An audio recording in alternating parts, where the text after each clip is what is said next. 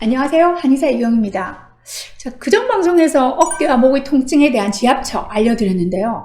통증이 금방 줄었다고 신기하시는 댓글 남겨주신 분들이 계셔서 격려에 힘입어서 오늘은 요통에 대한 치료를 소개할까 합니다. 목이 잘 안 돌아가거나 어깨가 아프신 분들은 꼭 찾아보시고 활용해 보시기 바랍니다. 즉각적인 효과가 나타나니까요. 목의 통증만큼이나 흔하게 겪는 통증이 바로 요통, 그러니까 허리의 통증이죠. 요통은 나이 든 분들에게만 나타나는 증상이 아니라 젊은 분들 중에서도 무거운 물건을 잘못된 자세로 들다가 급성적으로 삐끗해서 오시는 분들도 많으신데요. 이렇게 급성 요통의 대부분은 척추, 그러니까 뼈의 문제라기보다는 근육과 힘줄 등 연부 조직의 손상으로 인한 문제죠. 이걸 염자라고 해요. 쉽게 말해서 삐었다는 건데요. 반면에 무거운 걸 들거나 특별한 운동을 한 것도 아닌데 갑자기 자고 일어났더니 허리를 구부릴 수 없다는 분들도 계시죠. 자, 이런 분들은 자신이 모르는 새 근육의 피로가 서서히 쌓여 있다가 어느 날 갑자기 증상을 일으키게 되는 경우라고 볼 수 있습니다. 숨은 요인으로는 운동 부족, 또 잘못된 평소의 자세, 그리고 지속적으로 늘어난 뱃살을 포함한 비만으로 인한 요근이 계속 무리를 받아서 생기게 되는데요. 물론 근본 원인은 개선하셔야 하고요. 오늘 제가 알려드리는 것은 응급처치입니다. 허리 통증에 쓰이는 경혈은요, 이름도 요통혈입니다. 자, 요통혈의 위치를 알려드리기 위해서 오늘 특별히 모델 한 분 모셨거든요. 자, 모델 소개합니다. 들어와 주세요. 여러분들 이렇게 보시면 눈썹과 눈썹 사이를 인당이라고 하는데요. 이 인당 부위에서 요 위로 이렇게 3cm 정도 올라오면 온폭하게 들어가 있는 부위가 있어요. 이 부위를 손으로 아주 강하게 눌러주게 되면은 좋은데요. 방향은요, 이 부위를 잡은 다음에 강하게 밑으로 이렇게 내려오면 돼요. 이런 식으로. 자, 보통 저희가 진료실에서 요통, 급성 요통 환자들한테 침 치료를 할 때는요, 어떤 식으로 하냐면 제가 오늘 한번 보여드릴게요. 보시면은 침 치료 부위를 이렇게까지, 그러니까 여러분의 자극 방향도 이 침 방향을 따라서 밑으로 내려간다고 보시면 돼요. 이렇게 침을 아래로 깊숙이 횡자를 해서 찔러 넣게 되거든요. 침은 꽤 많이 들어갔지만 사실은 피부에 약간 얇은 피부층 밑으로 들어가기 때문에 그렇게 깊이 들어가 있진 않아요. 이 자극을 주면서 보통 허리를 움직이지 못할 때 계속 움직여주면서 침 자극이나 또 지압 자극을 받게 되면 굉장히 빠른 효과로 통증이 줄어들게 됩니다. 허리 통증이 해결되셨다면 다음은 발목 통증으로 넘어가 볼게요. 발목 접지르는 경우 종종 있으실 텐데요. 지금 소개드리는 발목 통증 지압혈은 발목의 골절이나 인대파열과 같은 심각한 손상까지는 해결해 줄 수 없지만 발목이 삐끗한 정도의 손상에는 즉시 효과를 볼 수 있는 혈자리입니다. 자, 이 방법으로 해결이 안 되는 발목의 통증은 손상의 정도가 심한 경우에 해당되니까 방치하지 마시고 병원으로 가서 치료를 받으시는 것이 좋습니다. 발목 통증을 해결하는 지압점은요, 풍지혈, 완골혈이라는 경혈로 뒷목, 그러니까 귀 뒤쪽에 있는 경혈입니다. 좀 특이한 것은요, 이 경혈의 경우 반드시 반대쪽을 자극해야 더 효과적이란 겁니다. 자, 왼쪽 발목에 문제가 있다면 우측의 풍지혈, 완골혈을 자극해 주는 것이 좋고요. 또 반대로 오른쪽에 발목에 문제가 있다면 왼쪽의 혈자리를 취하는 것이 좋습니다.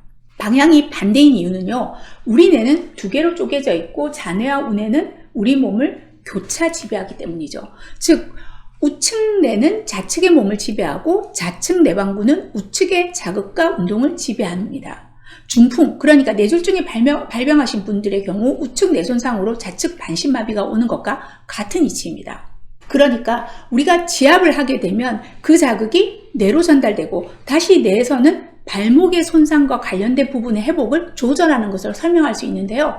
우리 몸의 모든 자극은 뇌로 전달이 되고요. 뇌로 전달된 이 감각 자극들은 다시 원심성으로 우리 몸의 장기, 사지말단 등으로 전달되어서 기능의 이상이나 통증 등의 이상을 바로잡게 됩니다. 그것이 침 치료의 기점이라고 하죠. 자, 풍지혈의 위치는요, 뒷머리에 보면 두개골의 끝에 여러분들이 누구나 본인의 머리를 만져봤을 때 툭 붉어진 뼈 윤기 부분을 찾으실 수 있어요. 이 부분에서부터 3cm 정도 따라서 내려오면 움푹하게 들어가 있는 부분을 발견하실 수 있는데, 대부분은 머리가 이 발대라고 그래요. 머리가 나 있는 그 부분에 거의 해당한다고 보시면 돼요. 자, 이 부분을 먼저 잡으시고요. 그 다음 고개를 살짝 돌려보면 귀 뒤쪽에 보면 여기 유양돌기라고 그래서 뼈 부분이 있어요. 귀 뒤쪽에 유양돌기뼈와 이연결선상의 중간에 보면 움푹하게 들어있는 부위거든요. 이 부분이 풍지혈에 해당됩니다. 자, 완골혈은요, 조금 전에 말씀드린 이 유양돌기 바로 뒤편에 보면 오목하게 들어가시는 부분이 있죠. 다시 설명드리면 풍지는 유양돌기와 아까 찾은 머리 뒷부분에서 중간 부위, 그 다음에 완골혈은 이 유양돌기 바로 뒤에 움푹하게 들어가 있는 부위, 이 두 부분을 찾아서 강하게 눌러주시면 됩니다. 잘 모르시겠다고요? 자, 침을 놓는 우리 한의사들은 정확한 위치를 찾아서 침출을 해야지만 지압은 사실은 부위가 조금 달라지더라도 유사한 효과를 볼 수 있으니까 귀 뒤쪽 유양돌기를 찾으시고 그 뒷부분부터 뒷목까지 연결되어 있는 부분에서 움푹한 부분을 강하게 자극해 주셔도 괜찮습니다. 역시 이 부분도 10초 정도 강하게 눌러주는 게 포인트가 되는데요. 갑자기 발목을 저질러서 병원에 오시는 분들 중에는 잘 걷지도 못할 정도로 아파하시는 분들이 종종 계세요. 네, 사혈을 해드리는 것과 더불어서 풍지혈과 완골혈을 침치를 해드리면 집으로 가실 때는 절뚝거리지 않고 가시게 되죠. 금방요. 그러면서 저를 아주 경이로운 눈으로 바라보시기도 하세요.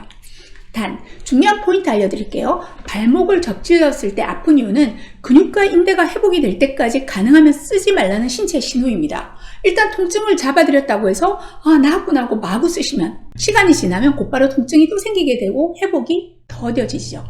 가능하면 붓기가 다 낫고 손상이 회복될 때까지 손상 부위에 압박을 해주고 휴식을 취하는 것이 가장 좋습니다. 우리 몸에 통증이 생기는 기전은 다 같습니다. 손상이 왔으니 회복하도록 노력하라는 몸의 신호죠. 진통제로 통증만을 조절하거나 제대로 처치하지 않고 방치하는 것은 더 큰 손상을 부를 수 있다는 점 꼭 기억하시기 바라요. 물론 침치료 효과는 진통제의 효과만이 아니라 치료제의 효과도 하고 있지만 이 좋은 자극을 단순 진통용으로만 쓰시면 안 된다는 말씀을 드리고 있는 거랍니다.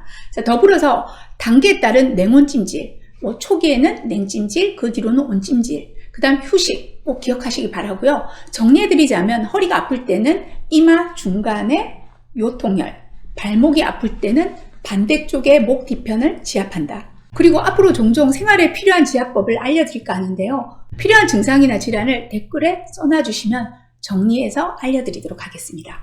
감사합니다.